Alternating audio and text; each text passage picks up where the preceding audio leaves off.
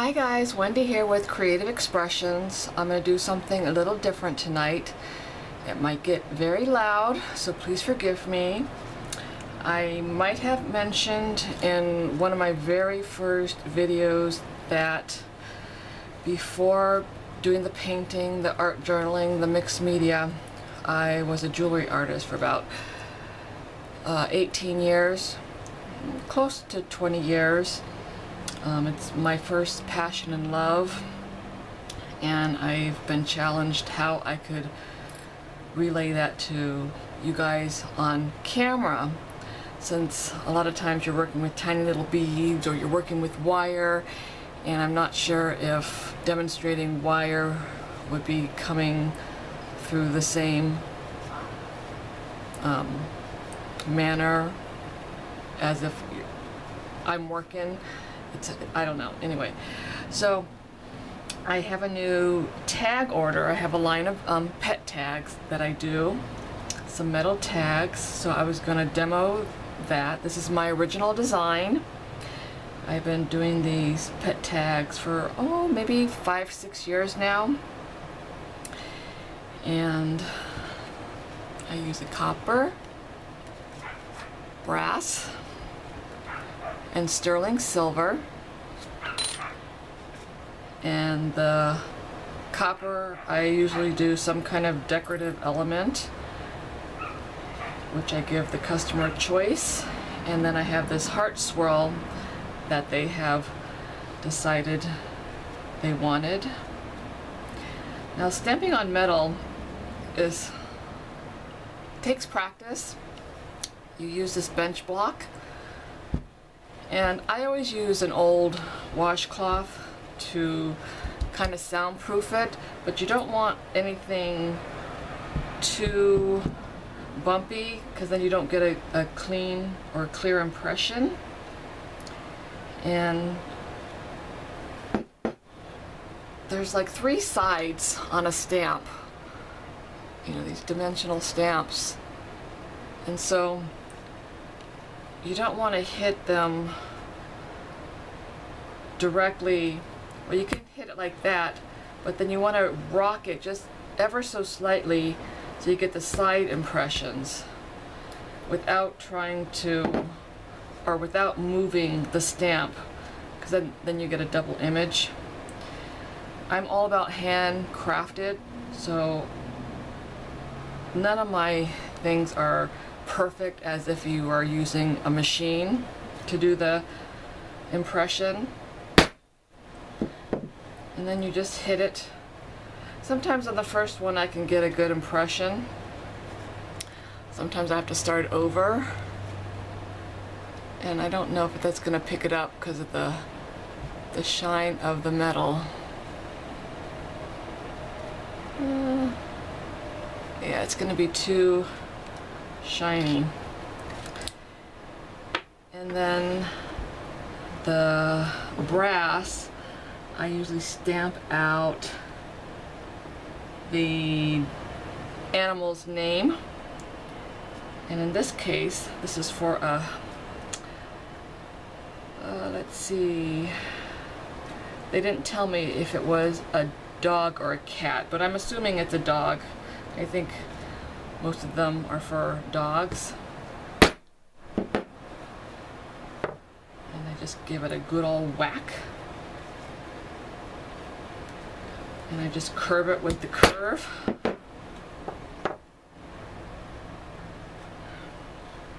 of the metal.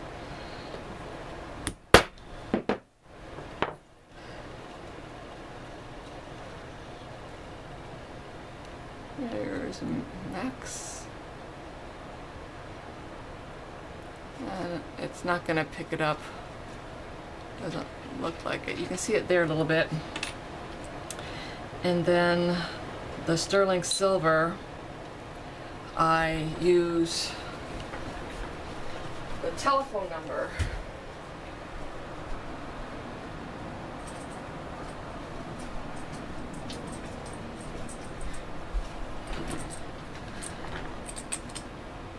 And in this case, I use a different set of number.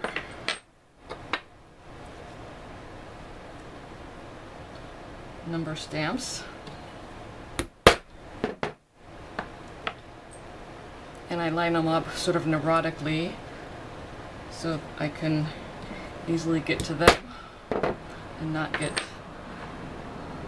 them mishmashed and I grab the wrong number, which I've done. I don't mind doing it on the base metal.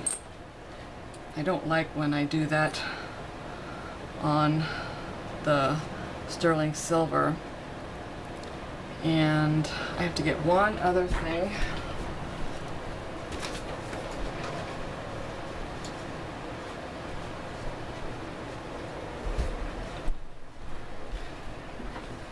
And I don't usually put dashes in my phone numbers. I usually have some kind of texturing tool that I put to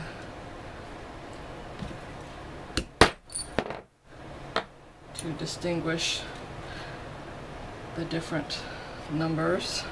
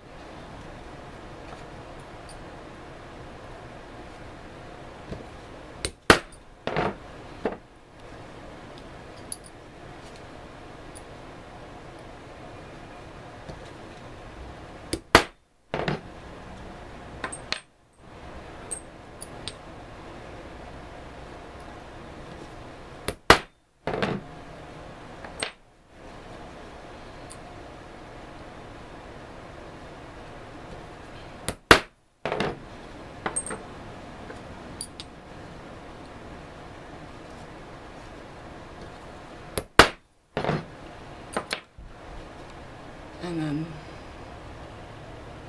here's, I don't want to show the phone number entirely, but you can see the little image there. Now I am going to oxidize this in liver and sulfur, and I will come back to show you the finished piece. I'll be back. Okay, I'm back. I got them all oxidized. See, they're all black. That's kind of a bronzy color. Actually, you can see that better.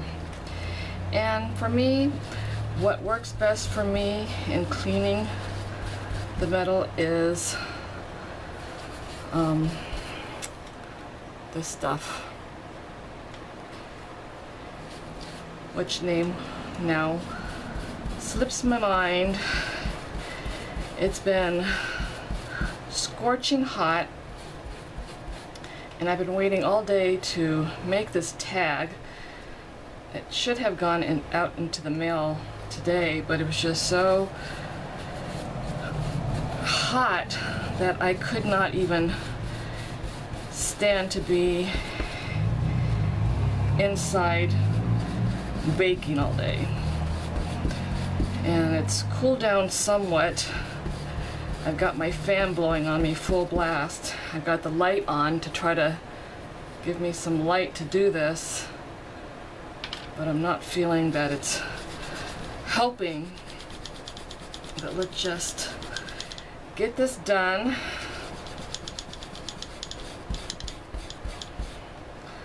And off to its new owner for tomorrow. And this is really fun, but it requires a lot of energy on my part to get these stamped out. And the pet tags are all unique, you know, because each owner has a different name and different phone number, and sometimes they choose a different design element for the copper piece. So these are nothing that I can mass produce, so each one is handmade when the order comes in. And I do have a line of key fobs that I also do that I can get done ahead of time, which I never seem to do. I, can get one or two made because it does consume some of my energy.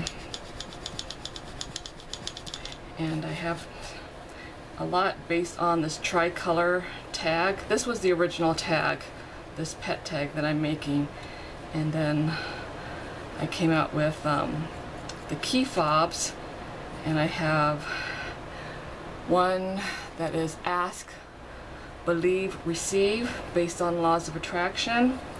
I have one that is live, love, laugh, and I have a few others that are various takes on those. And so, see, this is it all polished, and you can see, let's see, okay, I'm not figuring this out tonight. Max, can you see Max? And then the little heart. And then I usually take a pen or a Sharpie to try to get a center point.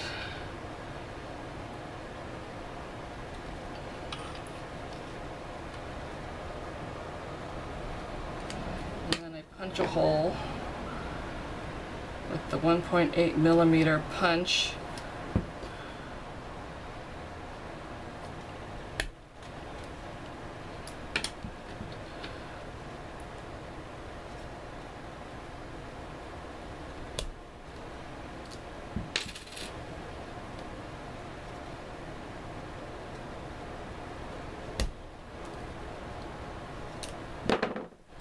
Oops.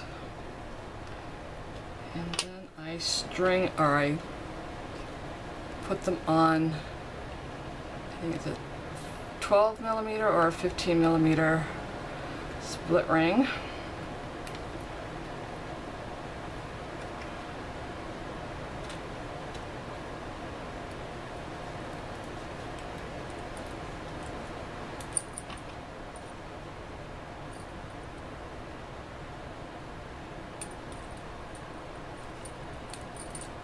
And I put it on a larger, a ginormous split ring that attaches to the collar, and